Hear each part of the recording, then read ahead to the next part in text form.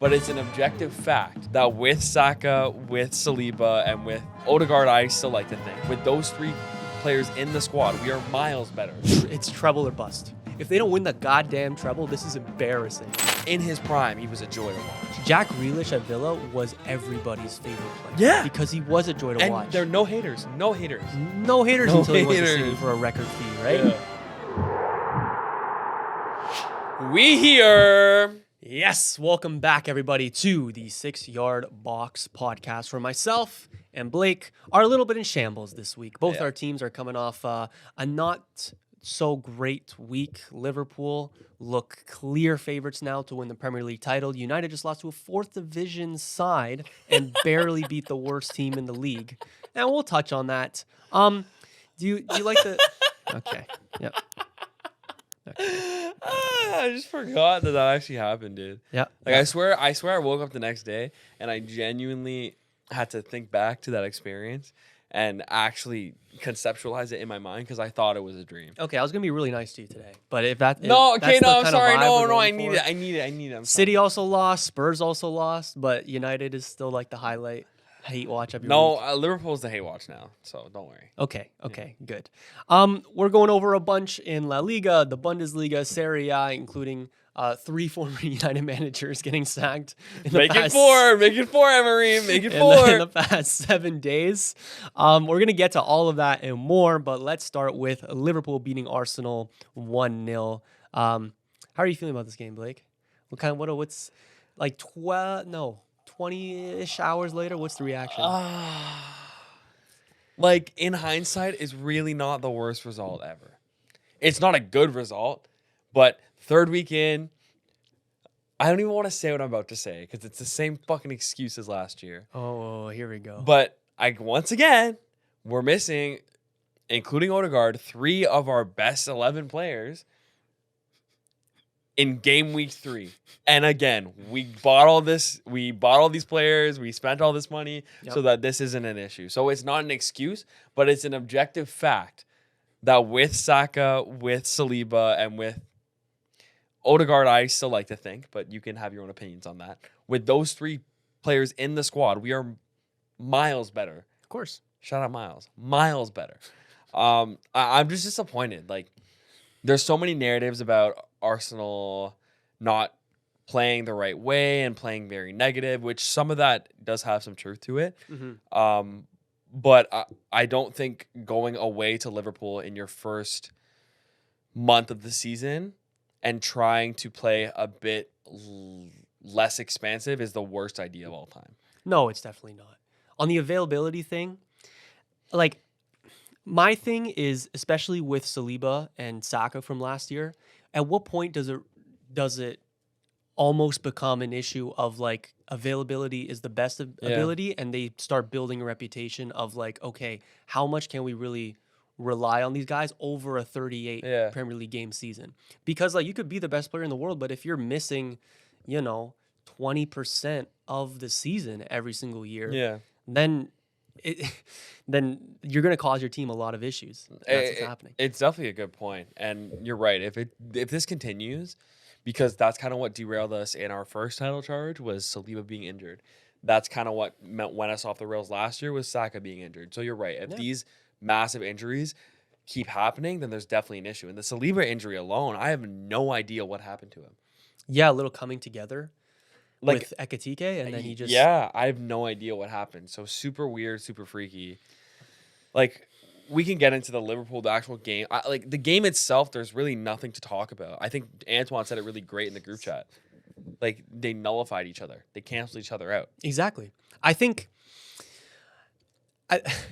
there's some allegations of some horrible football being played from Arsenal specifically. And, like, whatever. Yeah, from fucking United pundits. Pussies, bro. It's actually crazy. But it's not how deep we're inside your fucking heads when the United pundits want Liverpool to win at home, at fucking Anfield. They expect us to be prime Barcelona. And sorry, we're trying to defend. Sorry, Gary Neville. All you can do is whine and complain. Sorry, Schmeichel, that you want Liverpool to win so fucking bad more than any other team. Are you weird? They don't. If you're playing that way against like a Villa or somebody, then I would definitely be like, okay, relax. That's some bias there. But the fact that it is against Liverpool makes me think more that, like, okay, that is an objective opinion of theirs. And it's probably not just an Arsenal bias thing as much as you would like to think so. But they do have a point in saying that the way you guys set up and how the game played out, I think played exactly into Liverpool's hands. When you have a cagey affair like that, especially like at Anfield, it plays into Liverpool's favor because then the question becomes who can step up with a moment. Yeah. And with Dominic Szoboszlai's amazing free kick. I've seen people shit on Raya for that free kick, by the way. what the- Like, what are... No, Like, nobody's curling away saying from you? that. Like, what are we talking about? Yeah. It's moments of brilliance like that, Yeah. or players that can deliver moments of brilliance like that I think they have more of over Arsenal. We've talked I would about agree. we've talked about Yeah. ballers or whatever. And like I just think like what it comes down to is moments like this when it's 0-0 with 7 minutes to go Yeah. in a game that could end up being massive in the title race. Then who's going to come up with a moment? And Liverpool was always the more likely to do that. Yeah. I think it's fair to say that, like, while you can't criticize the approach that much from Arteta going away to Anfield, you guys were playing for the draw at a certain point in the game. Yeah. I think that's a fair assessment. I just hate that we can't look at the inverse as well, is that Liverpool played just as bad or just as good or however you want to evaluate it. They weren't playing playing expansive football either, especially in the first half. Our first half was much better than their first half and vice versa. They had a much better second half than we did. Exactly. So I think the dynamics really did flip on their heads, and that does have a lot to do with Anfield in general, I think. But I think when you look at the way Arteta set up his lineup in general, that's the first thing he got wrong. Because I think you could have went to Anfield and you could have still played a bit more passive, didn't send everything forward, even with Eze starting. And I think that was the biggest mistake that Arteta made, is he left Eze on the bench. For why, I have no idea. But leaving Eze on the bench was a signal to me that you were too scared to try something new, and you were just okay with letting Martinelli, who's been ineffective, who's been so far the most like infuriating player to watch over the last year and a half of Arsenal football. Not because he doesn't have talent, not because he isn't a quality footballer, but because he just does not have it anymore. He doesn't have the confidence, he doesn't have the ability, and he doesn't fit in with this squad anymore. He just doesn't. Agreed. So he didn't start Eze and then he started Martinelli, and that was the first red flag to me. I would have liked an actual midfielder, like an actual 10 on instead of Mikel Merino, and that didn't work. I thought the midfield was fine in general, but both teams were very much evenly matched. So going forward, besides this whole Isak thing, which we'll get into, but going forward, I'm not like that detrimental about this loss, because I don't think it's going to be like last season where they run away with the league and it's 10 points clear.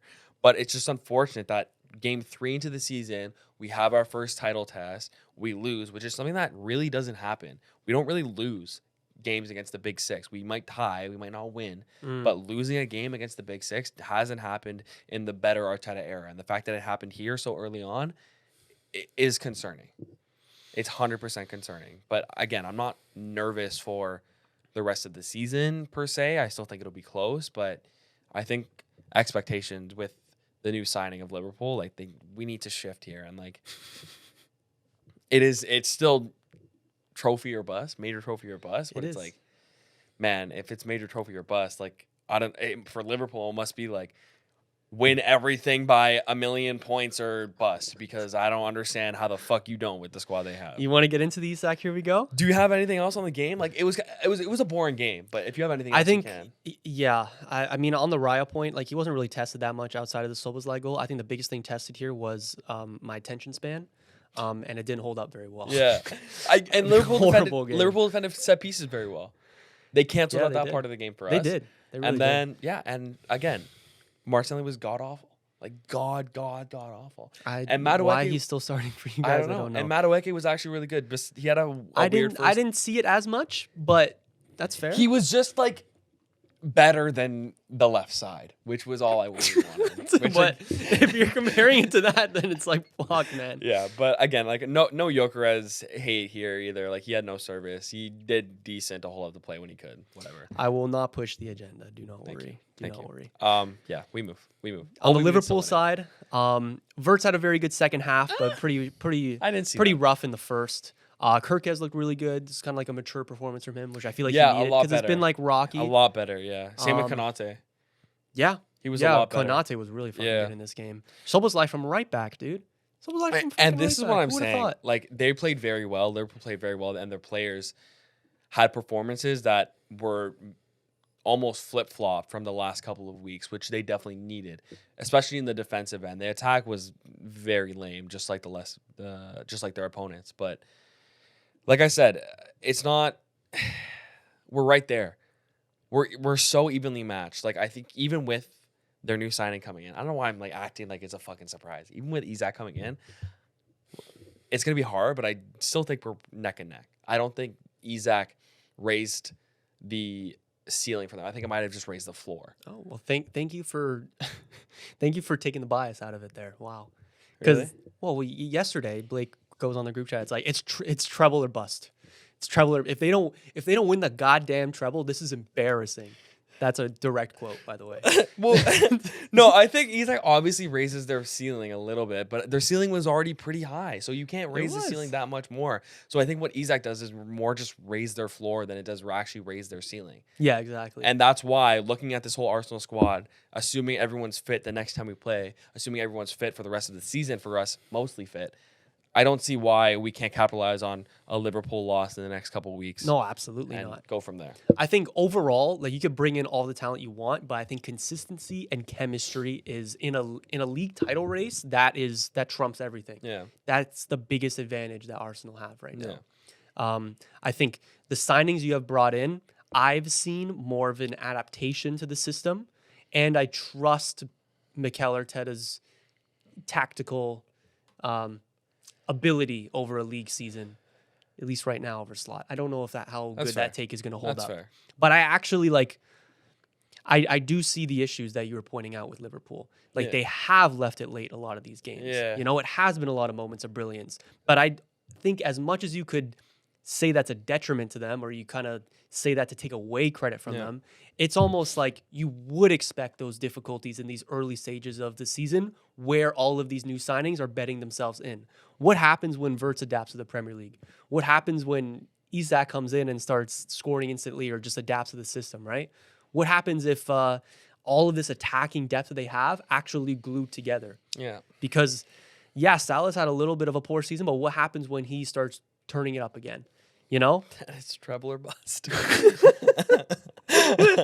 Like, fuck me, dude. What happens when fucking Mark Gahey comes in and when Konate or Van Dijk gets an inevitable injury, then is then that he still comes in on? as well. I think that is still on, dude. Bro, like they're actually just terrorists, bro. They're terrorists. It's not fair, bro. So you know what?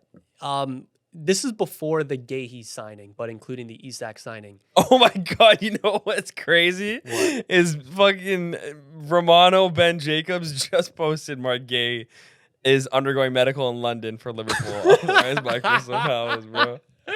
Like literally 15 seconds ago, bro. Breaking news. Breaking news. God, bro, just end it, bro. Mark Gahey. Oh. Just end it, bro. Just actually end You know it. your net spend this window is still like there's like only like a £30 million difference between you and Liverpool. Yeah. You've essentially like net spent the same this window. Net spend is bullshit. It's Because not bullshit. we don't sell. We never sell well. That's on you. That's not on Yeah, Liverpool. exactly. But I don't worry about net spend. I worry about just how much you spent. Well, net spend matters because that enables if Liverpool didn't sell Nunez for a lot to Saudi, if they didn't sell Luis Diaz, Alexander Isak would still be a Newcastle player. That's a fact. Well, it's not that FSG was like really digging into his pockets, but it helped that one, they're selling a lot of high value players this window, and two, they barely spent anything last summer, so this enables them to spend so much. You guys' biggest sales ever are Alex Iwobi and Emile Smith-Rowe. Yeah, no, That's the biggest difference. I know that's here. an issue. I know it's an issue. 100%. Like you guys, you should have been more ruthless but with a few also, of your. Like you should have said like Gabrielle, Martinelli, not the good Gabrielle, Martinelli. You've been a great servant to this club. Saudi's offering 50 mil. You know what? I'll see you out. You're right, but you know? And then you spend that money on a better winger. But here's the thing. You can say that. What other signings would you have made for Arsenal this season? Hindsight included. Knowing who was available. Obviously, Isak, you would have said sure. But he clearly wanted Liverpool the whole time, so that wasn't an option for us, technically. Rodrigo is staying at Real Madrid. Yeah, but it's not that was never an option. Yeah, but he didn't leave. If he went to somewhere else, it'd be more of a slap in the face, but he didn't go anywhere else. He's staying where he was at. I think it's still clear that if you made a decent offer, then maybe, those conversations but someone else could have, City could have. It doesn't matter. I think out of everyone we have signed or everyone who did move, we've done the best we could. And I don't think that's crazy to say. So while your net spend point is very valid and is probably going to come back to bite us in a couple of years when we are very much at the top of that room to go over the PSR or the whatever the rules are. I don't know. So I understand. But we've done really well to sign the players we have signed, but Liverpool have just smashed us out of the water. And like this Isak signing is redonkulous. Mark Gay too is insane as well. And I guess he's gonna play beside Van Dijk now. But so I think the basis of PSR is that like you can't have a £100 million loss over 3 seasons, right? Yeah, which I don't think we will. But like what that means too is like the more you sell, the more you can buy, plus a little bit more. Yeah, 100%. 100%. And I think just because we've been so good in the league and we've had Champions League football for this is the 3rd season running now. Like I think that is definitely helping our case, especially because it hasn't been that way for a while, and we're selling out the Emirates every game, and the shirt sales are going great, and whatever. But you're right, like it might hinder us from doing another Declan Rice 105 but yeah, we can go more on Isak. Like I don't. What even is there to say besides? Like, I feel bad for Ekatike, man. I feel bad. I don't, man. I actually hate the side of his face, dude. Like he makes me so angry. Ekatike? You hate Ekatike? Yeah. Why? I hate the entire Liverpool team. Okay. I hate Ekatike a lot because I was really not expecting him to hit the ground this well. And he looks so good. He looks so synchronized with the Premier League style of play. He looks like he's been there for a while, and he looks menacing up top. Like he's a good striker. I agree. And it's annoying. I know. It's frustrating. And now this 80 million euro signing is going to be a substitute striker. Yeah, that's what I'm sorry, that's what I'm saying, bro. Like I get it, they sold, but like it's so frustrating. Like, but because they sold Luis Diaz, 400 million on 3 players, bro. Yeah, you're talking about net spend 400 million on 3 players. 400. Yeah, and that's just great business by them because of how much they've sold and how little they spent last summer. I predicted Liverpool would come 6th last season because their only signings was Marmardashvili, who didn't even come last year, and Federico Chiesa. That's terrible for him. He's such a good keeper, and he's rotting on the bench. Was he on the? Yeah. Like, I'm talking about, like, right now. Okay. Yeah. Like, that's redonkulous. I know. I think they expected Alisson to be gone at this point. Yeah. But he's still fucking really good. Yeah. I know. They're spoiled with riches right now. Spoiled. And you thought Arsenal was with everything we've done. You thought City has done. Like, respectfully, City having Oscar Bob start meaningful games for them, I'm not here for. Oscar Bob's a great fucking talent, dude. A great talent. But, like, when you look at what the teams in front of him have, like, I'd rather, obviously, Liverpool's wingers. I'd probably rather Chelsea's wingers even, perchance.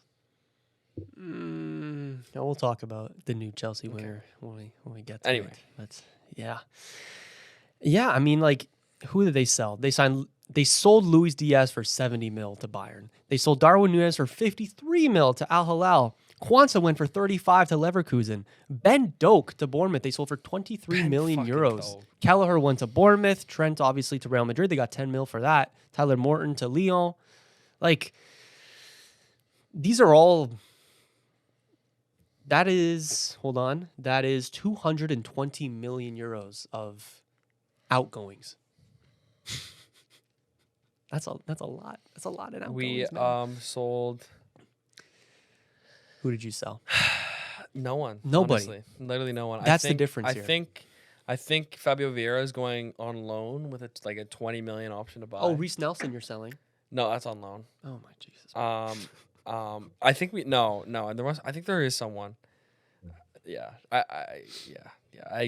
So on FOTMob, the last actual transfer we have that went through was Marquinhos for 3 million to Cruzeiro. Oh, you sold Nuno Tavares for 5 mil. Yeah, for 9 million euros. Yep. So 8 mil you've earned from outgoings. See, that's the difference. And it's not even like Luis Diaz was raring to leave Liverpool. It's not even like he was a nuisance in the dressing room and had to leave, right? It's not even like that was a plan. It's not that Darwin Núñez being sold was really circle on the calendar we need to get this done right now. No, these things just happened because Liverpool were ruthlessly pragmatic with who they wanted to keep. They said we're going to have if we want to make the moves that we want to do, listen, Luis Diaz, you've been a great servant to this club in your time here, but you got to go. Yeah. Go play for Bayern. Go play for Barca, whoever you want. Darwin Núñez, go back or go to Saudi, sorry. Yeah. And you're going to do great there. And they are going to do great there. And they'll still be good players. It's not like they're selling them while they're bottom of the hill, right? Yeah. You guys still have Sambi Lokonga on your books. So he's also going to... He's going to Hamburg? Yeah, with Fabio Vieira. With Fabio Vieira. I don't know if that's permanent. I don't know what that is. If we can recoup 40, 50 mil from them, we won't. But 40, 50 mil? For both of them.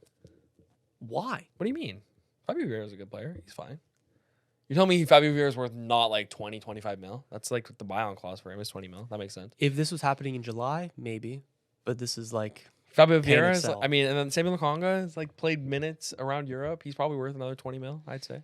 His market value is... Loan with an option at 8 mil. Market value is, it's 8. So 8 mil. That's good. Fabio Vieira's is 22, to be fair. No, he's definitely miles clear of Sambi Lokonga, but... You know what is good, though? Is one of these Miles Lewis-Skelly, Ethan Waneri, and Max Dowman is going to be sold soon. Probably. Oh, you think? Eventually. Maybe not soon, but in the next couple of seasons to recoup some of that money. Because you're right, we haven't sold, and it's going to suck, but it's going to have to be another ML Smith Rowe situation, but hopefully we sell him for more than what the hell that was. But. Shit, man. Does that worry you a little bit? Does that break your heart? No. Well, that's good then. Because I don't know. Ruthlessly pragmatic. Yeah, because I don't know much about them yet. Right now, if you're telling me who I'd want to sell out of those three, it'd have to be... Anyway, I don't know. I'm gonna sell. Who would it be, Blake? I have no idea. Who would it be? I have no idea. Yeah, see, those would break your fucking heart. That would actually break my heart. I was being way too cool. You don't have that. Vissa and Voltemata to Newcastle going the other way. Speaking of the Isak. Yeah. That's again this. Everybody wins at the end of the day. I mean, do I know anything about this Voltemata guy? Very little. Not much. 85 million seems like a steep ass price, but I thought 85 million was a steep ass price for Ekitike. It's 6'4", 6'5", great with the ball at his feet. Yeah. Scored a bunch for Stuttgart last year out of nowhere. Sure. He's 24-ish, I believe. Well, and I think big question mark. That's the way to go, though. Is you signed not only two very contrasting strikers in Vissa and Voltemata, but you signed one who was you're expecting to adapt to the league since he's played there. Yeah. As of forever. Yeah. And then one that you think will be obviously much better than the one that you bought, but is a different type of striker and has a lot of upside. So that's really good business from Newcastle, I would think. Yeah. I'm not convinced on the Voldemata signing, but I think Vissa will be good for them. Yeah. And I think he'll start right away. You know what? You know what's happened this window? The petulant, stubborn players that we've been blabbering on about this window have gone exactly what they want. They really fucking have. Yeah. It's kind of gross. Yeah. Vissa, Gyökeres, Sancho, Garnacho, Isak. Mm-hmm. So, being a whiny little bitch might help, I guess. Anyways. Shout out Antoine, bro. Sorry, I don't know why I said that. He was just rage baiting me in the group chat. It was annoying. Speaking of annoying players, Oh yeah, we haven't even addressed this. What were we 20 minutes into the episode? How do you address it? For audio listeners, Andre Onana is for sale for anybody listening. You can get him at $5 million. He's 90% off. You can get him for $5 million. Really great keeper. He should go to like for TFC Inter. or something. Yeah, bro. Fucking TFC. Step it up. Yeah. Like, we can trade, Nick Long to United. Bro. That's like not even a player, dude. I don't even know who you're talking about. Sean Long? What's our center back's name? His last name is Long. Kevin Long. Kevin Long. Kevin Long. That's so fucking funny, bro. Kevin Long, bro. Jeez. Andre Onana to TFC. Anybody can take him. Anybody can take him. Saudi if you're watching, Turkey if you're watching, Wrexham if you're watching. Oh, you know who Wrexham just signed? Isak. Do you remember him? Oh my god, from like Luton. Watford? Luton. Oh. Okay. Remember he was like a really good FPL option a couple years back? Maybe, yeah, okay. He was Leonard's little boy for a little bit there. Oh, of course. But he did not make it. Anyways, let's go to United. Let's just rip the Band-Aid off. Yeah, let's do it. Is the writing on the wall for Ruben Amorim? I hope so. No, I've been so nice to you. No, I don't been hope so. so I don't nice have to so. you. I like genuinely as a person, I feel really bad for him. Like his whole not martyr shtick, but his whole like we suck and like I love my team, I hate my team. Like it gets a little old, but I think he's just not even putting on a front. That's just the way he is, and I feel really bad for him because he's trying his best, and I think the players are kind of. I mean, from what he's telling us, the players are just giving up on him. They're just not trying for him. The players, it's just not even like they're not trying. It's like they can't dig in time. Yeah, that's fair. That's fair. Yeah. Like the part owner of Grimsby Town went on like a podcast after they beat United, and they were saying like, "Oh, I was watching the United players as they came off the team bus going into our dressing room, and they just looked out of it. You could tell that they looked agitated, they looked complacent, they looked uncomfortable, and the worst part about that game is that was a strong team." It's not even. We didn't play the kids. We didn't. Yeah, it was a good team. We didn't. It was a really good team.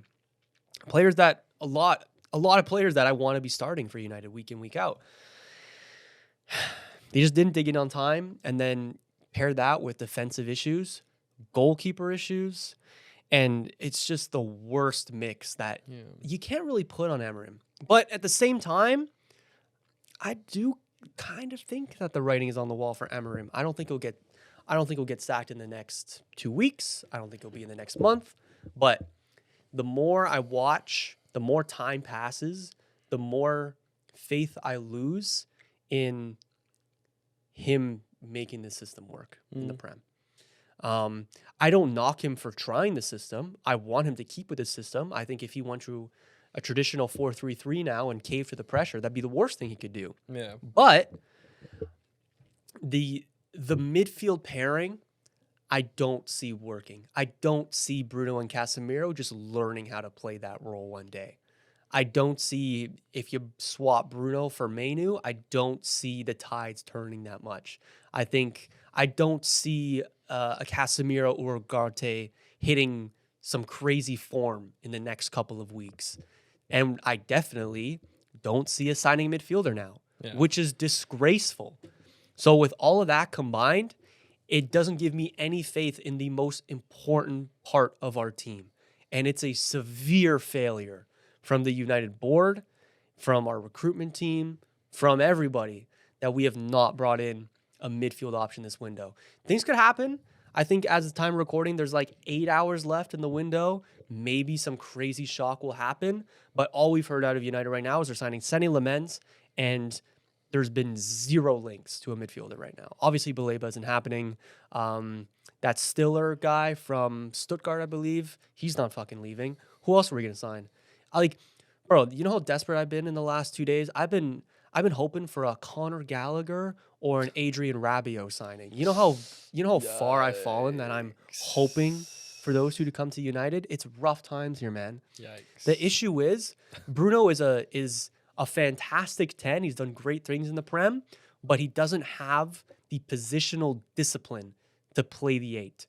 And Ugarte doesn't and Casemiro doesn't. I mean, a little bit less to the fact of Bruno, but when one of the eights is everywhere except where they should be, when those transition moments come, there's too much space to cover. And it's the same issue we had under Ten Hag where our midfield, there's just acres of space. I was looking into like the sporting tactics. I was like, okay, what's the biggest difference between this team, this system, and why it doesn't work with United? And I saw a little bit of like what Sporting would do in the press, how they would kind of press teams to go to the wings to play out to the sides, and then they would kind of trap teams there using the eights. But what happens in the Premier League with the players having so much more quality is that teams know that if they can quickly transition from, their right back getting pressured by three players and switch it quickly with like a lofted ball into a midfielder, that midfielder has a free run. Yeah. And all of a sudden, it's a 4-on-3. You know what I mean? Fair.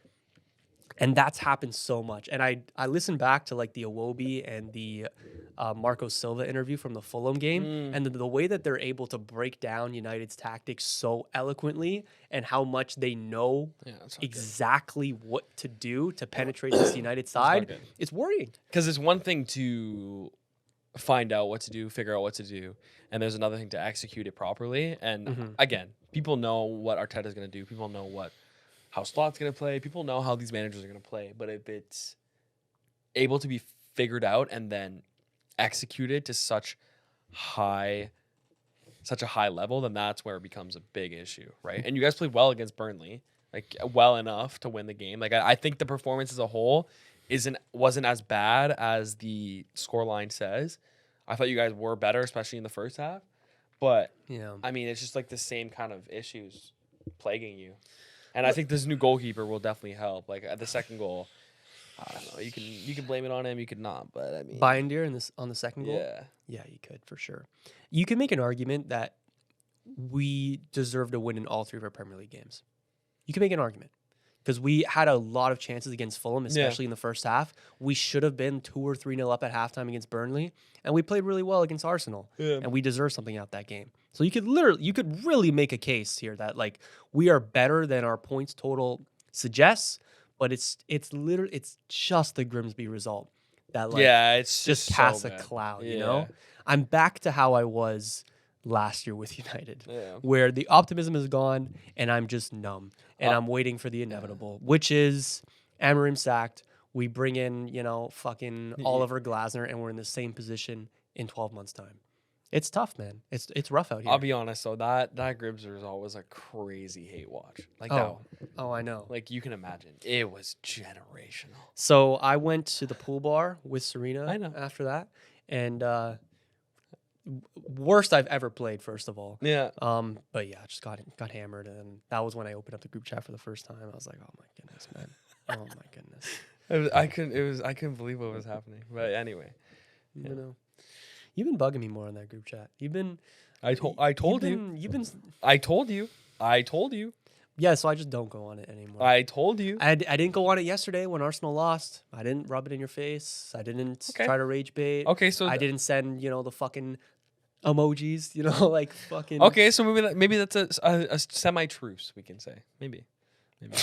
Yeah, fucking right. I'm just saying, you guys never didn't hold back when Arsenal lost against PSG. So it's just, I remember. Let's talk about Senny Lamens. Go ahead. I'm not a fan of the signing. Here we go. This is also, I wanted fucking Conor Gallagher and I wanted Emi Martinez. Would you would rather Emi? I'd rather Emi. Oh, the hate. Because listen, I was listening to Goldbridge this morning and he put it very perfectly. I don't know who's going to be better in 2 years' time, 3 years' time between Lamens and Emi Martinez. But I know exactly who's going to be better against City in 2 weeks. Yeah. And I know exactly who will be better for the United squad right now for this season. The thought behind the Emi Martinez signing was you bring him in. It's a good personality to get the squad going. He can rile up opposing attackers. He's proven that before. Yeah. And while there are question marks about his actual goalkeeping ability, him compared to this fucking fraud is like, oh my goodness, worlds apart. This guy is like Yev Lev Yashin compared to Onana. Mm. So maybe, Sané Lamens will be 2, but I don't know. And now what happens with Tom Heaton? What happens with Altay Bayender? What happens with this guy here? I don't know. You're okay. If you have to think about what happens with Tom Heaton, then you have your own problems. No, because Tom Heaton was like, we have 4 goalkeepers now. Why? Yeah. Why? Well, you I'm not losing need- sleep over what happens to Tom Heaton. I'm saying You like need one of the 3 keepers, goalkeepers though. needs to go. You need 3. Yeah, of course. Every team has 3 keepers. Yeah. The third never sees the field. Yeah. Right? The second, sometimes in some cup games, the first plays 90% of the games. Yeah. So, but I don't know what know. happens there. I know. It is sad. And now we have 3 keepers. Shit. We have 3 first team keepers, you could say. Onana and Bayender was in the rotation before, and now you add this kid here. You just know how the Prem is. Yeah. You know? I He's going to get a chance in the Prem. He's going to take time to adjust. He's never really going to make mistakes, even though he may be better than the 2 options we have now. Yeah. And then you know how the Prem works. Yeah. Fucking Onana sucks, but in all fairness to him, when he signed here for United, the treatment of him in the media was disgusting. And I think that added a lot of the pressure, and it's probably one of the reasons why he has regressed so much in 2 years. I will never forget the Daily Mail article of Andre Onana dropped his keys in the United car park. United goalkeeper makes another blunder. He dropped his keys. I mean, to be fair, were they wrong? But I think they had a lot to do with because it's a confidence position. Respectfully, then he's playing the wrong sport. Like, come on. I get it. It definitely has something to do with it. But it's a confidence position. Then he shouldn't be a goalkeeper. He probably shouldn't. But if I don't get to see Onana in a United shirt again, I will be so sad. Because when I get to watch United, he shouldn't. When I get to watch United and Onana's in net, it's like my best form of reality TV. Because even if it doesn't go well for me, I still know that there's probably something stupid he's gonna do, or I can there's always that thought in my mind that something hilarious is gonna happen. I haven't even talked about the fucking penalty shootout. Why didn't we sub Onana out before that? I have no idea. And why didn't Šeško take a penalty before the 10th? He had a groin injury, apparently. Oh, yeah, sure he did. He took his pen well, though. And he didn't start this week. He didn't start against Burnley either. He didn't, no. Bro, Emery Mount, bro. Emery Mount. That is wild. You said he wanted to start. I said he should have started against Fulham, too. Yeah. But I'm not the manager, am I? That's crazy, though. That's redonkulous. Okay, but in the first half when he wasn't playing, we looked the most dangerous. Yeah, fair. I don't know. But look, you can keep saying whatever, but you got to play your guy. How is he going to... I know, but Šeško and this team right now, I don't want to throw him in the fire like we did with Højlund. That's a mistake that we made. But... There's throwing in obviously fire. You'll get to a you point. Need game time. You just need to play. Obviously you need game time. It's game 3. It is game 3. Arsenal could still win the league. Okay. Yeah, and Eze didn't start either, and that's a mistake from us. But I'm not fucking calling for Arteta's head because of it. Fair. Okay, let's move to the other side of Manchester. Finally. Fuck you, bitches. You guys suck too. What was what'd you find the most joy in hating on this week? City, United, or Spurs? Or Tottenham? I didn't see the Tottenham game because that was on the Saturday, right? Yeah, they got crushed by Bournemouth. Yeah, so I didn't see the Tottenham game, but that was fun. I'm gonna go with City because it was a comeback. You know? Yeah, and it was last minute winner. Yeah. And I do one of my classic screams.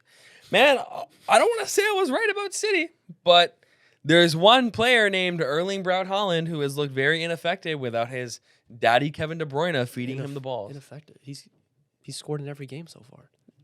I mean, yeah. But ineffective. He's been their best player by far. This is what I'm saying, though. This is what I'm saying. What? Haaland is going to he's going to score because he's Haaland. But that doesn't mean they're going to win. Yes, but then that doesn't mean Haaland's the issue. I mean, that doesn't mean you have the right to go this is what I told you about Haaland, guys. No, He's still the top scorer in the Prem right now. I mean, he has 3 goals. 3 in 3 games. That's a 100% goal record. I mean, I mean, if you look at it like that, like I suppose, but He's batted 1,000. My point is being that their way of playing and their way of scoring goals, which was very much through Holland throughout their entire latter half of the Kevin De Bruyne era, is going to be hard to sustain. It's going to be hard to keep doing without the players that they have, and it's going to be hard to doing that and getting results. And you're shaking your head, and you have a furrowed brow, but they've lost 2 games. Furrowed brow. I like that. They had chances in this Also, game. I actually think Holland... No, and they didn't even score. It's not... I was going to say, he didn't score against Tottenham. So 2 goals in 3 games. Yeah, but... Or 3 goals in 3 games, but they didn't score against Tottenham. So he didn't... True. Still, 3 goals in 3 games is very good. Like, Holland's going to score, you're right. But, like... I think he should have scored more. He had a lot of chances in this game. They Yeah. created chances. I think you're suggesting that chance creation and, like, converting chances is their problem. I don't think that's necessarily the thing. I think their biggest issue still, which is the biggest red flag for City, is what we've talked about ad nauseum on this podcast, is their defense. They're defending in transition. And you've harped that horn too. Like, the biggest problem here, the biggest, like, sounding the alarm point from this game is that Rodri started. Rodri played. Rodri was covering that defense. And still they had defensive issues. This was the first time in years that Rodri started a game for Man City where they've lost, right? Gets the bird flying. That actually does get the bird flying. That gives a lot of credence to the people saying that they're not going to be up there this year. And you know what? I have to hold my hands up because I thought that, you know what? Maybe that was a little bit naive of me to think that, Rodri's going to come back and all of Man City's defensive woes are going to be solved. Yeah. But there was clear evidence that is going to happen because look how good they have been with Rodri in the team. So I don't know how it is. Maybe it's Reinders, like kind of like adjusting to the midfield 3. Bernardo Silva isn't really built for it anymore. But you know what? Maybe Rodri will just adjust in a couple of games. Yeah. Or the whole City system will adjust in a couple of games. And then they go on a crazy winning streak from February and fucking end up winning the league. Who fucking knows? It's Man City. They've had rough starts to the season before, but never like this. They've never had 3 points after 3 games. Yeah. You know? So I guess for the first time in like years, I can ask you, Blake, is Pep under pressure? No. Because he was under pressure last year, too. Yeah, but like this is like... The pressure last year real was pressure. crazy. Like, you don't remember how bad they were? They went through a stretch where they lost like 6 in a row? I think so. So that was pressure. I don't think he's under pressure yet. I think anything other than a top 4, even 3 finish for them, then we might have to talk. Because he just re-upped his contract for 1 more season, right? Yeah. So then we can really have the conversations. But you look at the back line, like, I said this. I said this at the beginning of the year. This one I actually did say. This one actually does have a point. But, like, you're trusting Kushinov, who looked, once again, a little bit shaky towards the end of the game. He had a really bad tackle. He got set off at the 85th minute. You're trusting Mateus Nunes at right back. You're trusting an aging John Stones and aging Ruben Diaz. Mateus Nunes was the biggest problem. He gave away a shit. But he's always been the problem. I know. He's been the problem. I know. That's something that they should have addressed. And they haven't replaced. I mean, yeah, they have freaking Nico O'Reilly, I guess, but like he plays. I don't know. He doesn't even play. Rico Lewis as well. Yeah, Rico Lewis. Like I don't know. I don't know what they're gonna do, and it's fun to watch them from my perspective, but I don't know what they're gonna do with their defense, and you're right. The most glaring issue they have. Trafford looked good this game, which is good for him until the winning goal. You think you can do more on it? Well, I mean, it's beautiful by Gruda. Trafford was decent in this game. I've heard a little bit that like there's some issues with like his distribution. Obviously, there was the giveaway against Spurs that led to a goal. But like overall, like he's been okay here, but he still needs. Which doesn't even matter. It's 2 starts for him, but it doesn't matter. Donnarumma, here we go. Oh yeah, I forgot about that. So it doesn't even matter. Oh Jesus, man. So, yeah. I mean, we're talking about bad distribution. I mean, Donnarumma is not solving that issue, is he? Yeah. So, Man City, Man United at the Etihad, 14th of September. We will be there. Oh, next week? So, City's next 3. Oh, my goodness. City's next 3 games. United at home, Napoli at home, and Arsenal away. We have to win that game, by the way. Yeah, for sure. For sure. And What? because What the Liverpool's fuck? because Liverpool's schedule is so easy now, bro. Yes, but it all evens out. No, but look, okay, they have It all Burnley, evens out. then Everton, then Crystal Palace. Yeah, they just had one of the toughest fixtures of their season, and they passed the test. Oh man. my god, I just don't like football, man. Yeah. So annoying. And now this is where Verts adapts. This is where Isak beds in. This is where Saka comes back and wins Player of the Year, bitch. Salah? Saka. Oh, Saka. Yeah, one can hope. Perchance one can. Spurs lost as well. Let's go to that game. Yeah. Shout out my boys, man. Bournemouth, absolutely trampled them. Yeah, it's funny. Like, they were a candidate for regressing, and it's, again, 3 games. But through the first 3 games, I mean, our last thumbnail said Spurs title charge. I know. Did we overrate them? Yeah, Probably. but that's just thumbnails Probably. in general. Iraola, since coming in, has a great record against Spurs, actually. He's a good little manager. He's a great little United manager. should go for him. I can't wait for Chelsea or United to pick him up in a couple of years and absolutely ruin his career. Probably, yeah. We will be there. What a performance from Bournemouth. They had so many chances. Semenyo with a header. Yeah, Semenyo Evan should have Nilsson scored with that. a couple. Yeah. With the outside the boot cross. Yes. Yeah, Yes. That was. Wait, I did watch this Max game Brooks. then. Why am I acting like I didn't? Oh well, come on, man. I did watch this game. So many chances for Bournemouth, though. Yeah, right? there was a lot. Yeah. Good. Yeah, so good. I mean, we don't want to overreact to Spurs. They've had a Yeah. decent start to the year. So obviously it's kind of like a bookmark it, see where they are soon. And yeah. But no, fuck Spurs, first Okay. of all. No, we are going to overreact. No, you know what? I will be on that train with you. Fuck Spurs. Yeah, because let it Fuck all work Spurs. out. We signed Xavi Simmons. We're going to troll Arsenal. Blah, blah, blah, blah, blah. they are Yeah, cooking. and you They are announced cooking. him. Look what happened. You had to see your team get fucking clean sheeted, and you guys got trampled by Bournemouth. You guys fucking suck always. You'll be our son. Xavi Simmons is a really good sign. Yeah, he's good. And Colomani they just signed as well. They That's did, breaking yeah. news. I mean, Xavi Simmons will be great. I guess he'll play. I don't know where he'll play. Like, will he play? Well, he'll play in I assume the Brennan Johnson. even though Papa Matsar has had a great start to the year, I think that will be Xavi Simmons' role. That's in what the I'm 10. saying, because they haven't really played with like a 10. Well, James Madison, but he's out. That's why. That's why Papa Matsar is starting. That's And why he's it done looks so well, weird, yeah. but that's why. But that's also Xavi not Simmons- his role. Like, that's It's not his role. He's done really well. Yeah, But but yeah, I hope Xavi Simmons flops. Obviously, kind of like most of the signings. yeah, I hope. Colomani's a I weird hope one Lamens too. is actually decent for you guys. No, you don't. I genuinely, I do. Really, I swear to God. really. Yeah. He becomes the best keeper in the league. You're gonna be happy about that. Well, Yeah, exactly. you pushed it a little too far. Yeah, there, Drew. exactly. I mean, like, You want him to be like a fucking Kinmark Flecken, yeah, and you'll be like, yeah, you- that's cute. You would love That's him. cute. You would love a Mark Flecken. I mean, like You I kind would take him right now, You but kind of like be all right with him. I mean, we're not not- after that goalie let in, bro. fucking. Oh, you know what? He has really good potential to be Mark Flecken. You see Mark Flecken at the weekend? You see what he did for Leverkusen? Oh, we did, yeah. Yeah. If the ceiling is Mark Flecken, I'm not satisfied. I'm sorry. Okay, fair. Okay, fair. So, yeah, I want to be having Raya conversations Yeah. in like a couple of years. You know what I mean? That's Yeah. the kind of level that we're aiming for. Will we get there?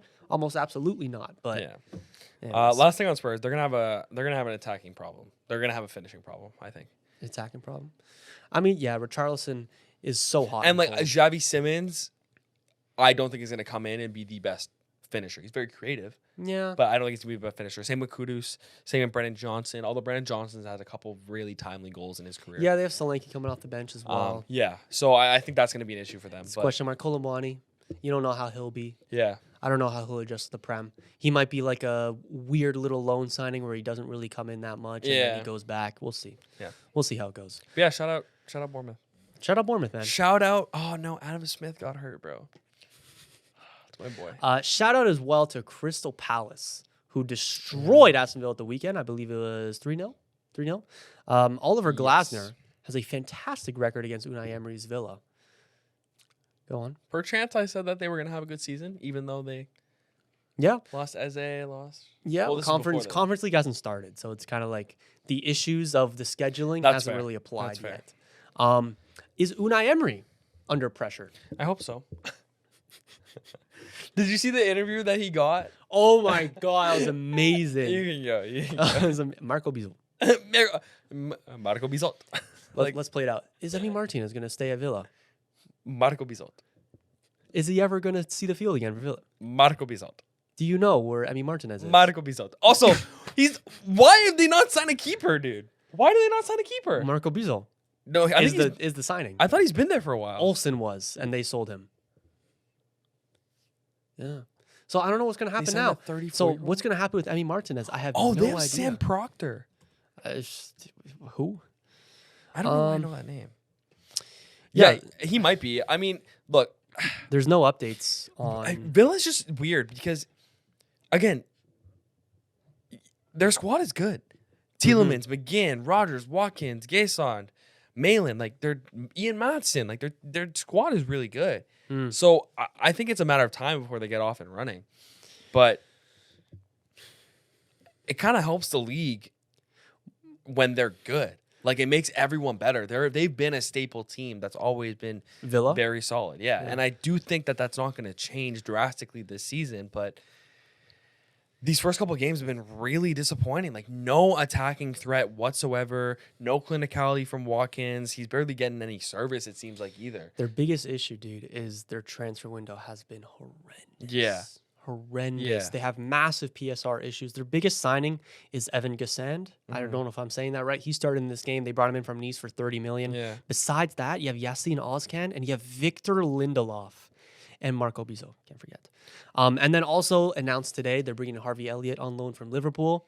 That could be That's decent. low-key I don't huge. mind him. Yeah. But then you look at the outgoings, right? And you have Jacob Ramsey. You have Leon Bailey. You obviously lost Marco Asensio and Marcus Rashford and Axel Disasi. Like, these were almost key pieces to the end of last year, right? So it's like this Villa team's in a really weird spot. Yeah. And I don't know I definitely know that the guys that they're bringing in right now do not cover the losses they've had this window. Yeah. And I'm worried about it because their team isn't getting any younger and they're not bringing in any new fresh faces to rejuvenate the squad like you would want. So it's worrying. It's worrying.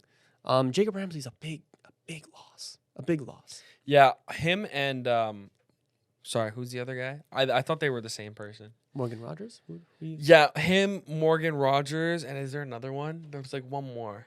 Of that type of player. Type of player. What do you mean by that? That attacking mid winger, English, light skin. Keep talking. I'll check. But I could be wrong. But wait, Morgan Rogers. Mullen, Tielemans. No. Okay, there's Morgan Rogers. They lost Jacob Ramsey. Yes. I don't know. Maybe it's Morgan Rogers and Jacob Jacob Ramsey. Anyone else, man. Yeah, Ian Madsen, Amadou Onana, Buendia, Morgan Rogers. Yeah, it's fine. I don't know. John McGinn. Oh well, he's a legend. But I think they'll be fine. I think you're right. I think it will be hard for them to break into the top 4 again, which I guess is going to be something they have to deal with. But they have some simple fixtures coming up. So if they struggle here, then alarm bells are ringing for Unai Emery. But even if you sack Unai Emery, I don't see who comes in and does a better job than him. You got to stick with him. Yeah, I think they're prime. We need a keeper in January candidate because I didn't even know this Bizot guy was. I thought he's been there for a while, and he's 34. What are we doing, guys? Yeah, exactly. In other news, West Ham big result against Forest. Massive damage to my FPL team. Same. I sold Jared Bowen for Chris Wood. I had to youth on my Chris bench. Wood, so that's Well, I mean, I see the logic, but you know what I'm saying? Football, eh? It seemed okay. Just like fuck me, dude. Yeah. 10, 20 points on my bench. Yeah. Chelsea beat Fulham along with some VAR controversy over there. Yeah. I think they would have won anyways, but it's a rare occasion where PGMOL have admitted to a mistake. They were wrong, yeah. And the guy on VAR in this game was supposed to be on the Liverpool Arsenal game, I believe, and he got taken off. So, which is good from them. You can't that's what you want them to do. Yeah. I kind of agree with you though. The fact that this VAR was such a big storyline of this game, but I do think they would have won anyway. Yeah. So it kind of is getting blown out of proportion. But a mistake is a mistake and it needs to be scrutinized. Yeah. But it's just a fact of the matter. So Josh King scored 22 minutes into the game for it to be chalked off for VAR. The reason was that Rodrigo Muniz was deemed to have stepped on the foot of Trevor Chalobah in the build-up, but it was a freaking light challenge. Barely even I don't even think a foul. Obviously not a foul. Pedro Almala admitted to it. It's just, I hate goals like that, where it's like a petty, you go back to like a minute before in like the build-up in the middle of midfield, and it's like some player dived, so he gets the foul in retrospect. It's annoying. It's always annoying when that happens. But yeah, not much to say. João Pedro making me feel bad for not having him in FPL again. There's a theme here of Julian sucking FPL. We'll get to that when we get to that. But let's go over to Everton, and let's talk about Jack Grealish, dude. Wow. Sorry, That was your cue to say something about Jack Grealish, but... Sorry, I was looking at... Because you know how Josh King is Josh King? There was Yes. another Josh King that played for Bournemouth. Yes. So I just wanted to, like, see... The Norwegian one. Yeah. So I Yes. wanted to see, like... I just needed a... Is it the same guy? No. One Different is Josh? 34 and one is 18. Oh. Yeah, okay. Yeah. So quite different. Yeah. Dude. Jack Grealish, man. This is the Villa Jack Grealish. This is the Villa Jack Grealish we were talking about. Yep. Because he even said in the interview after the game, he fell out of love with football. Yeah. And now he's found it again. And when Jack Grealish loves football, he becomes this creative dribbling mastermind that we saw light up the Villa team. Like Yes. it's just amazing to see. It's amazing to see him just invigorated again. Yeah. Because in his prime, he was a joy to watch. Jack Grealish at Villa was everybody's favorite player. Yeah. Because he was a joy to And watch. there are no haters. No haters. No haters No until he went to City haters. for a record fee, right? Yeah. And he got, almost neutered at Man City. And now he's almost unleashed again at Everton. And you could chalk it up to David Moyes, but I think mostly you could chalk it up to his individual feelings as a player. Hi, David Moyes. Sorry. The headspace he's in is obvious. Like, it's clear as day that it's Yeah. so much better. He seems up for football, which is amazing. Yeah. And I think this is just a loan, but if he wants to stay here permanently with Everton, look, he's won his trophies. He's won a treble. Yeah. He's had that chapter of his career. He just wants to enjoy his football, and this is the environment for it. Is this on Pep? Well, Pep also has been the most successful Premier League manager in the 4 years that Grealish has been there. So it's sure, has Pep quote unquote ruined Jack Grealish? Maybe There may be a hint of it. maybe, but then you could also Grealish just also wasn't happy there. Yeah. And he also was kind of uncommitted, and he did play very badly at moments. Yeah. And there was really some bad moments, and he had a lot of competition for places. So, I mean, your objective as a manager is to not put the needs of Jack Grealish first. It's to win. And in that sense, you can't blame Pep at all. Yeah. To a certain extent, you can argue that Grealish was a flop at City, and nobody would knock you for it, really. But he won a treble. I'm sure he's happy, and now he's enjoying his football. If he keeps this up, he could be in the England team for the World Cup. Yeah. I don't think he'll start, but he'll be in it. No. He didn't start it in 2021 either, but the craze was you bring him off the bench as a spark. Yeah. He could bring exactly that to England as well. Man, I need England to win something. I need Portugal to win something. Well, I need Canada or Poland to win something, but Yeah, well. it's just not happening. Is Lewandowski going to be at the World Cup? I don't think so. Yeah. Did they even make it? Well, not yet, but Yeah. they probably will be. It's 48 teams. Fair. If Kazakhstan can make it, then I'm sure you'll be fine. You know what? Fair enough. Knock on wood. His link up, Jack Grealish's link up with Dewsbury Hall. Oh my goodness. Yeah. What a story for Dewsbury Hall too. Yeah. From the Leicester to just random. I don't know, just random. He's just random. Yep. Does that make sense to you? Yeah. He's just a random English footballer that is never gonna leave the Premier League, never gonna leave the English systems, but Not really on your radar. yeah, but just solid. Yeah. Yeah. Shout out to them. It's like when Denny Drinkwater went to Chelsea. This is I don't know, it's just so random, bro. You know he's a construction worker now? Denny Drinkwater? Yeah. So actually, I think he is a construction worker, but I think he owns a construction company. I think that's what it is, and he just loves it. That's great. It's not like he's doing it to get money. He just he's not like a loves it. minimum wage. No. He loves it. You can make bank. Are you kidding me? Yeah, bro. They make good money, dude. Yeah. I remember like his fall off in like the under 21s and stuff. I was like, oh, that was sad to see. Yeah. But it's almost 10 years on from that Leicester season. Bro, what? It's literally been 10 years. Which is crazy. That's crazy. Let's move to Sunderland. Shout out Sunderland. Shout out Antoine. Really quick. Yeah. 2 late goals to win it against Brentford. Just limbs, bro. You'd love to see it. The Stadium of Light is a fortress, dude. It's just loud. It's just loud. Like I'm kind of scared for Arsenal to go there. I think teams should definitely not underestimate Sunderland. And shout out me and Antoine for saying that they're going to stay up. They very well may not. And they're spending even more money now. So who they sign? It gives you more confidence that they will. Let me look it up as you keep Also, talking. quickly, Wolves are going down, and it's not even funny. Like we all said, I think we all had the 20th, and it's gonna happen. I did not have them 20th. I had Burnley 20th. I think we all had Burnley 20th. But we all had them like relegated. Yeah, Or not relegated. I had the 3, but I had them 17th. Oh, I had Wolves going straight down.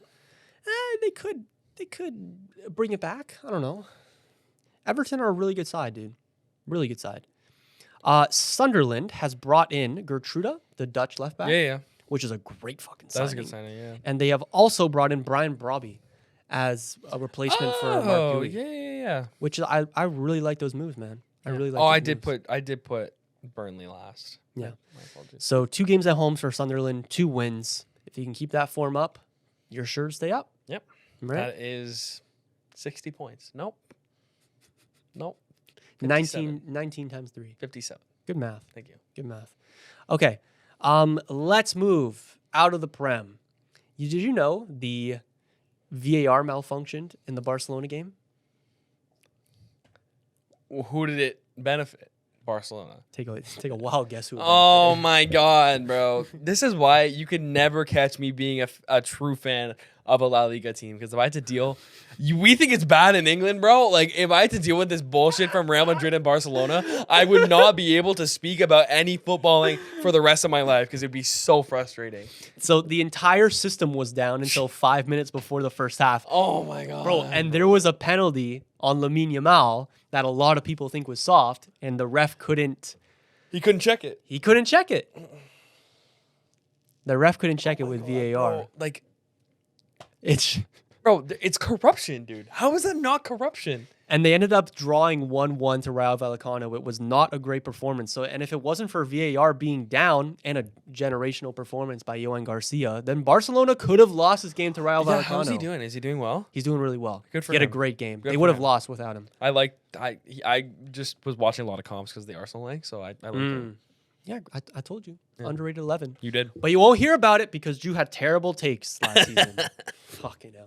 Fucking hell. Yeah, I mean that's ridiculous. Like that's genuinely ridiculous, and I don't have much else to say. That's just If that happened in the Prem, oh my God. somebody's head would be on a stick. Yeah, You and know? it'd be the refs, but that's crazy. Another notable moment from that game. Barcelona fans are sick of Rashford already. Really? Yeah, which I hate to see. So in this game, it was the 90th minute against Rayo Vallecano. Barcelona had a 4-on-3. Rashford had it on like the left side. You know, Lamine Yamal on the opposite side of the pitch and acres of space. He can cross it, whatever. He's like 40 yards out, and he rips like a shot or some horrible ball over the top that just goes straight into the keeper's hands. And you literally see Lamine Yamal turn over to the bench and like voice displeasure, being like, What the hell are you doing? what the hell is wrong with this guy? Yeah. And then, yeah, some Barca fans on Twitter were like really losing their patience with Rashford, saying he's like a nuisance to this team, that he's like a negative, that he's It's giving Martinelli. that he's selfish. It is like Martinelli, but with talent. But still, it's not what you You want. fucking asshole. But he's literally through. They have a 4-on-3. It's the 90th minute. You're drawing 1-1 to Rayo Vallecano. Yeah, and this that's guy bad. rips a shot from That's 40 bad. yards out. That's bad. That's not what you want, dude. Yeah. I still think he can be good for Barcelona, but it's been a rough start. Yeah, that's fair. The 003 that no one's talking about yet. Not in the Prem, so Oh, we haven't spoken about the other United outgoings.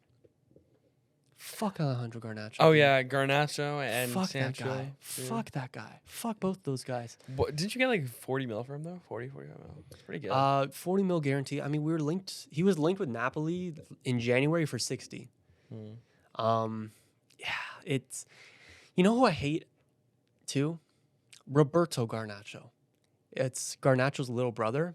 He was always posting about United, and he was like always like when Ten Hag was like under pressure and like getting in like some little beef with Garnacho, his little brother would be tweeting like some hateful shit to Eric Ten Hag, which sucks. And then he would like leak team news, and he would like reply to like these United accounts on Twitter, either like defending his brother or shitting on the manager or shitting on United in general.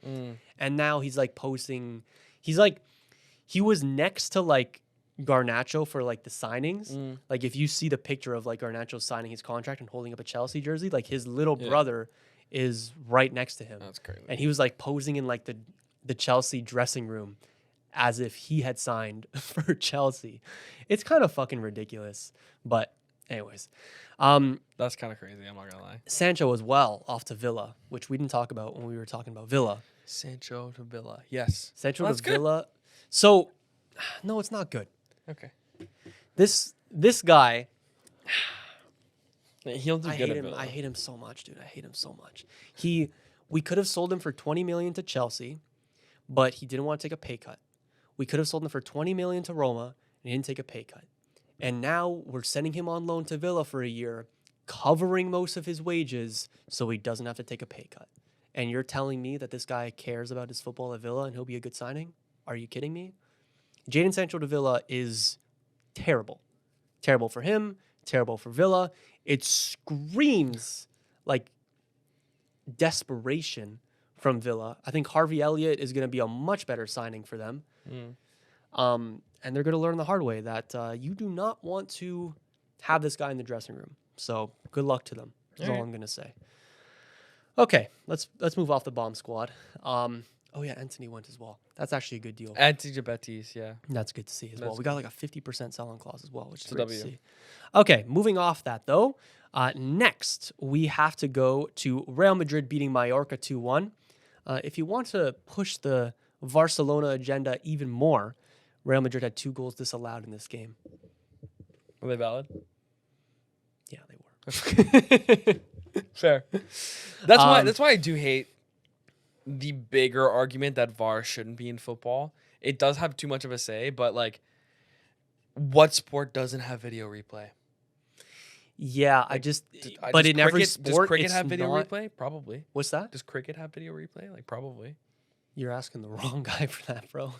The UFC does. That's what I'm saying. Sometimes, but it's not like, front and center. That's the thing. It gets too much. It is too much. Like every like half cross shot, like the ref is not going over to the octagon side to look at the thing. What if they did it like the American sports and VAR was used as like a challenge system? That's what I think it should be. I'm not mad that VAR is in the game, period. I'm mad with the current way it is used. Yeah. How everything is going to VAR. Yeah. It's so frustrating. It's like the center point of every single game. Yeah. I think it should be up. Like the manager of each team has like 2 challenges, and if it's successful, they get another one. Or like you get one challenge, and if it's successful, you get another one. Yeah. And if not, then you lose it. Yeah. Yeah.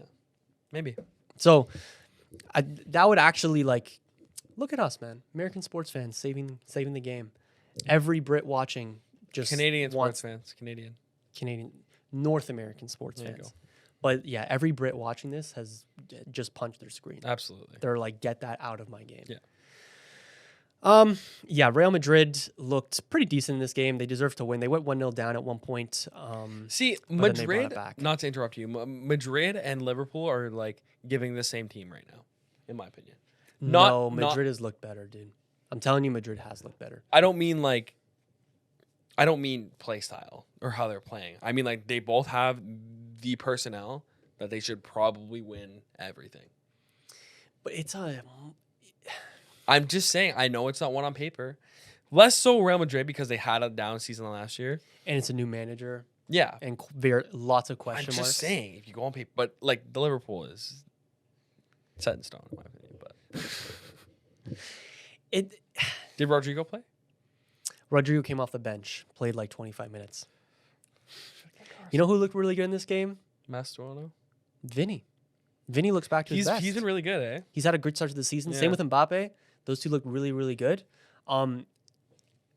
They are always going to have attacking moments. Yeah. But the biggest question mark is like, if you're putting them both in the team, will it detriment you against the bigger sides, even if they're playing well? Is it just going to be You know what I mean? two players who don't track back Yeah. and just try and cherry pick goals? Yeah. I get you.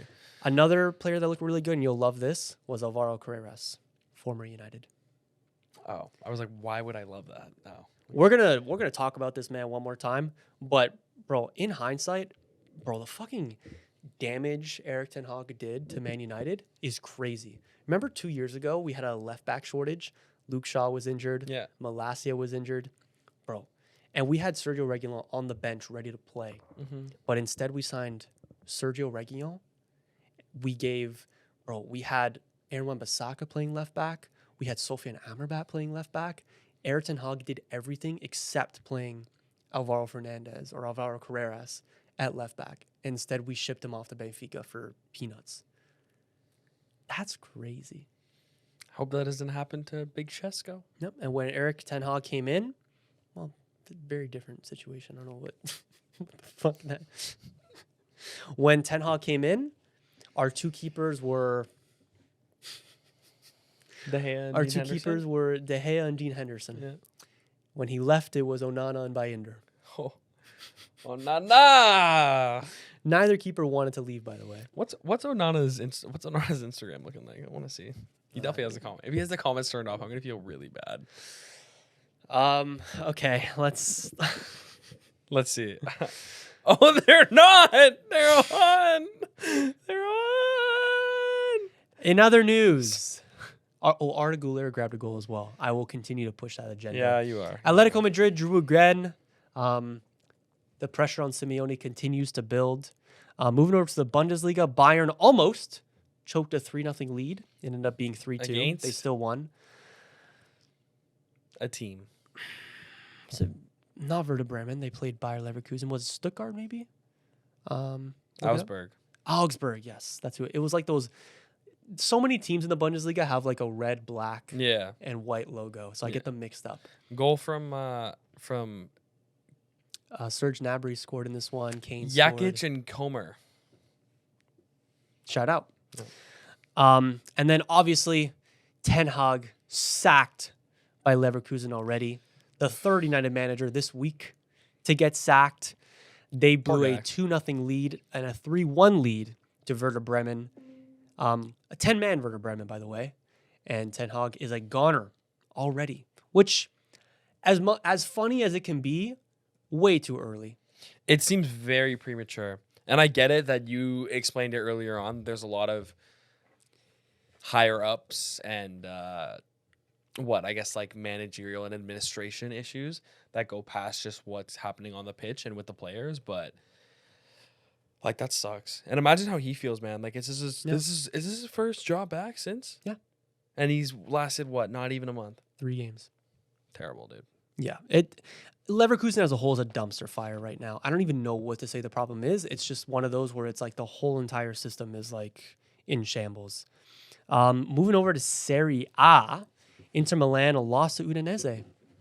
That's shocking. They suck. They're all over the place. Yeah. It was a beautiful goal to win it by Arthur Atta, 22 years old. Loki, remember the name? Kind of. Okay. Maybe. It was a great goal. Took it very well. Look, Inter's going to be really interesting to see their trajectory because they're so old. Their squad is just so old that, like, I feel bad for their fans because their time to do amazing things was the last couple of years and they fell short in multiple accounts. So it's just, I don't even know what's going to happen with them. Like, it's going to be weird to see where they go from here. I don't know if you agree with that, but I do agree with that. Okay. Napoli won at the weekend. Juventus won at the weekend. Roma won at the weekend. And the only other team to be 2 for 2 is Cremonese, Jamie Vardy's new team. Oh, very nice. Yeah, so Very they just got promoted, and they're 2 wins from 2. W. So shout out to them. Juventus grabbed a winner through Dusan Vlahovic. I'm sure my dad was not happy that it was Jonathan David's replacement that ended up winning the game for Juve. And then, like I said, Napoli's got another win as well. They ended up being Cagliari 1-0. It was a very Serie A-esque win. It was actually, what's his name? Anguissa that won it in like the final minute. Zambo? Yeah. Okay. Also, moving over to Liga now. Go ahead. PSG. Okay. Did they? Oh, yeah. Okay. 6-3 win. João Neves maybe had the best hat trick of all time. Dude. What goes on in Ligue 1, bro? Like, genuinely, what goes on in that freaking league? 2 bicycle kicks and a screamer? What are we talking about? I know. What are we talking about? This is at least the best hat trick I've seen since maybe Suarez against Norwich all those years ago. This one's better. You think so? I think so. Because wow. the Suarez Norwich one. No, the Suarez Norwich one. I need to refresh my. I don't think there's a comparison, to be honest. That is like once in a lifetime. Because that was the one like hat-trick. from really far out. Was like 2 the last one from right? 40 yards out, and then another one he took first time. I think all 3 were outside the box, dude. Yeah, because the one, where he lets it bounce and he goes bang. Okay, shit. Yeah, no, one of them was a header. Oh, one of them was a header? Okay. Or no, not a header. Just like not a tap in, but a nice finish. And the other one was, I don't know.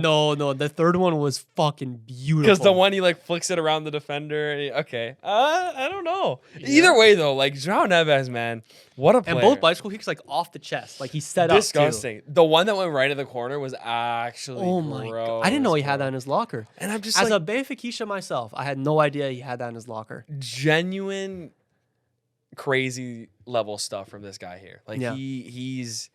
I mean, this PSG team has so much talent, and they proved it last year. But the individual skill that is on display in that squad is ridiculous, and that's why they could rest their entire fucking team in game week 1. Mm-hmm. But they have so much talent. So, shout out Antoine. Must be a joy to watch for him. Yeah, so they're up 6-1 at one point against Toulouse. Toulouse eventually brought it to 6-3. I think Chevalier saved a penalty in this game as well. Chevalier? So he's starting to bet in as well. They have Charlie Cresswell is on Toulouse. No, Charlie. Do you fuck with Charlie Cresswell? Aaron's like brother, perchance? Maybe, but he's English. Played for Leeds. Anyways. Yeah, I mean, like, Liga is very weird. Like, I was watching the highlights, and, like, PSG is the only team where, like, they'll just skip goals in their highlight packs. It's like, Ousmane Dembele, or, like, Ousmane Dembele scored another goal late, but we're just not going to show it. It's just not, you know what I doesn't mean? even matter. Yeah. Like, I want them to lose the league simply because it would be... You want them to lose the league? Yeah, because why do I want the same team to win the league 7 years in a row? But do you really care who wins the league? No, but for the like, I'll be sporting fine aspect, if like a Lyon or a Marseille win the league. Like, I'll be kind of indifferent. If PSG wins it, I'll kind of be Marseille won the indifferent. league, that'd be good. Yeah? That'd be good for this podcast. Imagine Marseille wins the league. True. They're not going to. True. For content reasons. Yeah. For content reasons. But would you like to see Mason Greenwood lift the title? Pluses and minuses. Fair. Speaking of Marseille, I want to say a quick point about Lyon. Did they play Lyon? Yes, they beat Marseille. I was like, wait, what a... Speaking of Marseille, I was like, where is the connection there? I mean, this is what happens when we talk about Ligue 1. Like, I'm sorry. I've actually been trying to keep up with the other ones, but Ligue 1, dude, like, it's over. So, Antoine couldn't make it today, but he really harped on that, like, Julian, you need to talk about Lyon. You need to make sure that you know, like, carve out a moment to talk about Lyon. Talk to me about Lyon. Lyon are back. Lyon, this is a feel-good story, you know? Okay. A year ago, Lyon were almost relegated. They lost one of their brightest stars in Ryan Cherki. They had no striker. Their star striker needs to leave, and nobody expected them to have any sort of true effort in this Liga season. And now they're 3 wins from 3, and they just beat Marseille. This is beautiful to see for Lyon. I love, like, obviously wasn't as locked in on the game, sure. Yeah. But this is the time. This is the kind of story that you can't ignore. Yeah. In my opinion, the story goes that Malik Fofana was going to leave Lyon. Lyon wanted to sell Malik Fofana. Yeah. But Malik Fofana, from what I hear, for selfish reasons, didn't really want to leave. He just wanted to stay for his own personal interest. Okay. He didn't want to leave. They couldn't get a fee for him. So instead, they had to sell Mikatadze, who they just signed last year. This was his dream club. Yeah. Yeah, like he loves Lyon, but he didn't want to go. The club didn't want to sell him, but they had to, basically. So now he's off to, like, I think, like, back to Lens or something, or, like, off to Turkey, wherever it may be. So there was a great moment in this game where he wasn't playing, but he came out onto the pitch after this game to say bye to the fans, and he was crying and everything, and, like, yeah. And they beat a rival. That's good. And they beat a rival as well. And their squad is quite young, I'm seeing, especially their midfield and their attack. They didn't have a striker in this game. They played Florentine Tolisso at striker. I just saw that. That's crazy. But like their midfield three from Morton Tessman, who I have no idea who he is, and then Adam Karabak, who's low key a career mode legend. Malik Fofana, of course, and then this Kalis Mera, which is definitely a little boy, but the oldest age of them is 23. Yeah, and their front three behind the striker are all like 18, 20, 18. So that's exciting. What Lyon is doing right now is incredible. And you can't help but love to see it. Fair. You know? So shout out to the man. Shout out. Shout out Antoine for bringing this point up to me. Yeah. I'm glad he did. Shout out João Neves. And let's do a quick little transfer roundup before we do a little FPL roundup and wrap up this pod. Cool. All right. Latest news in the transfer window. Wolves are signing a new striker. Aquaderi from Genk. Yep. I had him on Ultimate Team for a little bit here. Really? Good little striker. He's decent. Mm. He got a lot of goals last year. Fair. Buonanotte is going to Chelsea. How greedy? What? Buonanotte is going to Chelsea. Or he's going to Blue What is Co. what you said after that? How greedy? Oh, I heard Calgary. I was like, what the hell? Sorry, I need my ears checked. Benjamin Pavard to Marseille. Sorry, I just tried to be included. I think the window. I think the brunt of the fancy window stuff is pretty much over. Oh wait, Zaniolo to Udinese. That one's big, I guess. Yeah. I don't know. Gigi Donnarumma to City is massive. I mean, like, this whole window has just, like, the Convert deadline documents. day has been fucking It's been crazy. The biggest kind of story going on right now as we record the podcast is whether or not Chelsea is going to lose Nico Jackson. The whole story there is fucking crazy. Yeah, he literally went to Bayern. He's in Munich as Liam Delap gets injured. Chelsea say they don't want to let go of Nicholas Jackson anymore. He's refusing to go back to Chelsea, stays in a Munich hotel, still does his medical in the hope that Bayern and Chelsea can work it out, and is basically still insisting that he goes to Bayern. And now Chelsea are signed to a thing. Oh my goodness. Did you see? What? Here we go again. That is crazy. That's funny. I didn't see this from Fab. He posted a "Here we go again." W for Fab. Nico That's Jackson. actually good from Fab. I like that, actually. So it does seem like now that Nico Jackson is going to Bayern, and that's a good little move for them if he works out, if he kind of lands his feet. I think, but the Bundesliga is definitely more suited to like Nico Jackson's play style and ability level. So yeah, Mark Gahey obviously going to Liverpool. Alexander Isak kicked off deadline day by signing to Liverpool as well. I mean, like, this has been a crazy deadline day with all things considered as well. Sending Lamens to United, we've talked about as well. Victor Lindelof to Aston Villa, I don't love that. Kobe Mainu wanted to leave on loan, as we've learned in the past week, but United are still rejecting it. Case is pretty much closed there. Still, time of recording doesn't seem like we're going to sign a midfielder, which is tragic. Tragic. And that's basically all we're caught up on at 11:30 on Monday morning here in Toronto. Yeah. EST.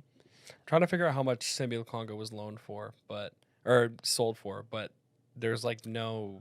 Oh, did you see that Fulham are reviving efforts to sign Raheem Sterling? Go ahead. Guys. They just love former Arsenal God, guys. they suck. He sucks. He's so bad.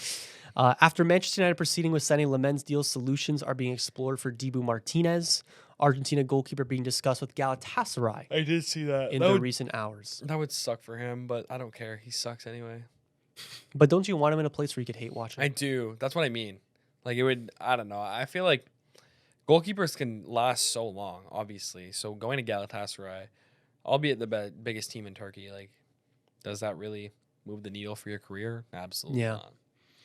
Oh, I just noticed now that Konrad Harder is going to RB Leipzig. He is the Sporting striker that was supposed to replace Gyökeres. Oh, I see. So I think he's like Danish. I don't know where he's from. Then they got that Suarez. But he was guy. like, he's been like the young striker behind Gyökeres that was always thought of like the next one up. Like once Sporting sold Gyökeres, they would turn to Konrad Harder as like kind of like next in line to lead the line for Sporting. But now he's gone to Leipzig. Interesting. So I have no idea what Sporting can do now. I guess they'll be in to sign a new striker now. Yeah. I love it. I fucking love it. And yeah. Yohan Wissa to Newcastle, Jadon Sancho to Aston Villa, Alexis Sanchez to Sevilla. My boy. And Luka Bacchio to Benfica. Interesting. Yeah, don't know how I think about it. I don't know. Ivanovic is an okay striker. He's been scoring goals for us. Pavlidis is great. Our new right back is like generational. You're going to be hearing that name. I'm sure I will, Julian. From you only. No. I was literally on call with Antoine last night, and I literally told him, I'm like, dude, Dedic, you have to fucking list him as a little boy. This guy is going to some big club in like a year's time or 2 years Amar time. Dedic? Amar Dedic. He's fucking fantastic, dude. I'm telling you. We just signed him from, was it Shakhtar Donetsk? I don't know. I didn't watch Benfica at the weekend. I think you'll be happy to know. I just didn't watch much football this weekend anyways. I had to catch up on highlights. That's fair. Yeah. Okay. Let's move on to FPL Roundup and then wrap up the episode here. Boo. Well, FPL Roundup was just bad for us this week. Oh, look at Generationally bad. me and you floundering down in third and fourth place. I know. Ladies and gentlemen, another edition of FPL Roundup. I was really excited for this segment at the beginning of the season, but 3 weeks later, I hate it. Yep. I hate FPL. Yep. It's early days, obviously, but the damn Danso manager is really struggling. The damn Danso manager once again came fourth on the week. That is the second week out of 3 that he has been last in the 6YB League. His biggest problem is no João Pedro. Really struggling with that. He brought in Chris Wood and Antoine Semenyo, and what you'll see from this roundup is that the transfer in of Chris Wood and Antoine Semenyo was quite the theme here. All 4 of us brought in Chris Wood and Antoine Semenyo. Yes, we did. But the damn Danso manager in particular sold Jared Bowen for tough. Chris Wood, which is tragic. He had Diouf on the bench for a 10-pointer.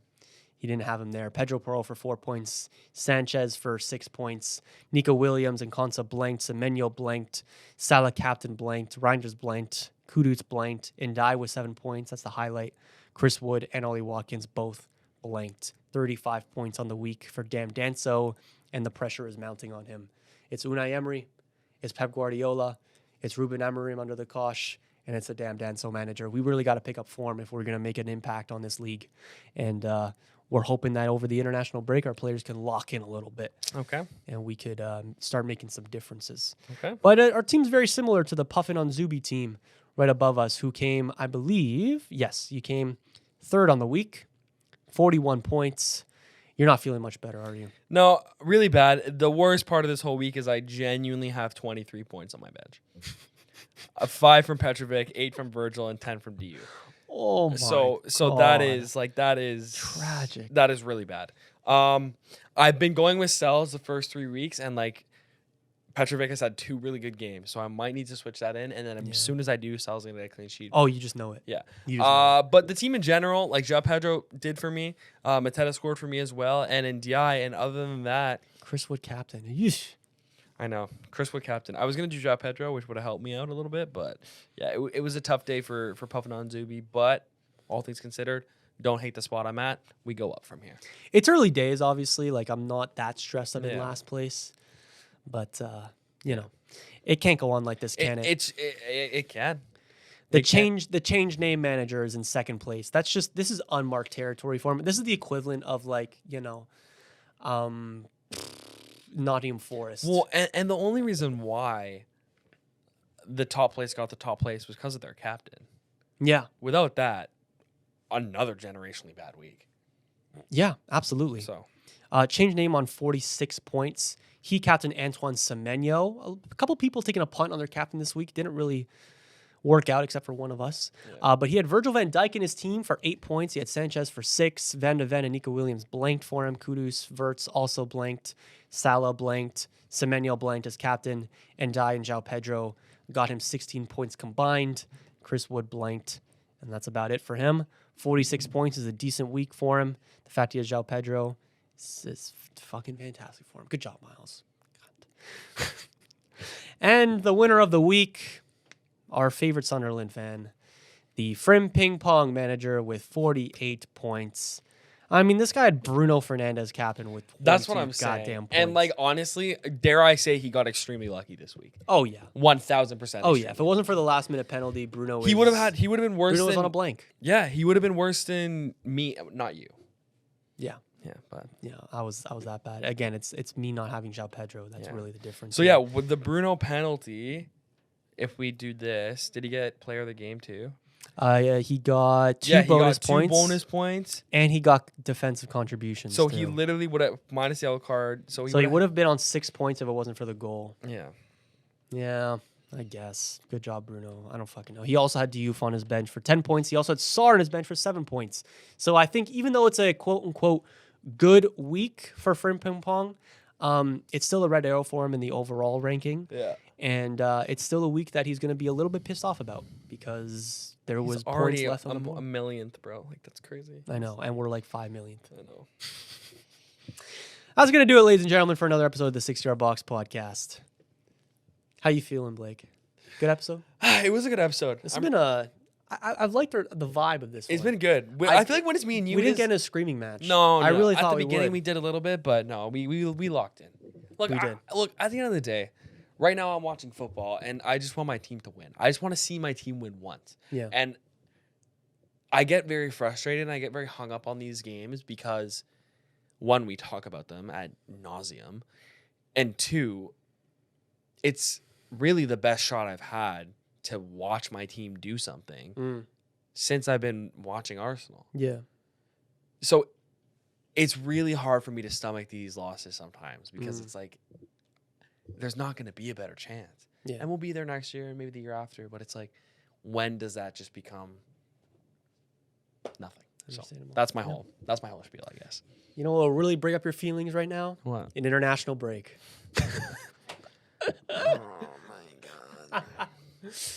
Oh, we're going to have to get fucking creative with the podcast format and our content next week, but I assure you we will. We'll try. And I'm looking forward to it. Me too. Once again, ladies and gentlemen, this has been another episode of the 6 Yard Box podcast. If you are listening on YouTube, be sure to like, subscribe, hit the little notification bell so you never miss another episode of this shithousery. Actually, new feature just dropped on YouTube.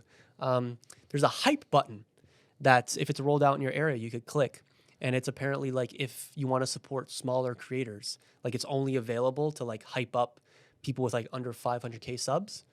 So if you think that like somebody deserves more credit than they're getting, you could hype them up and then they get like additional juice in the algorithm. Juice. Yeah. Okay. So Hype us up. if you're able to, you'll press that little hype button Yeah. if you're seeing it there for the first time.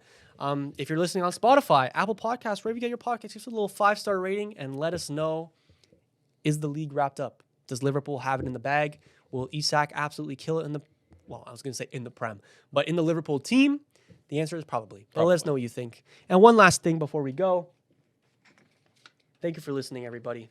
And once again, Andre Onana's for sale. We out. Goodbye.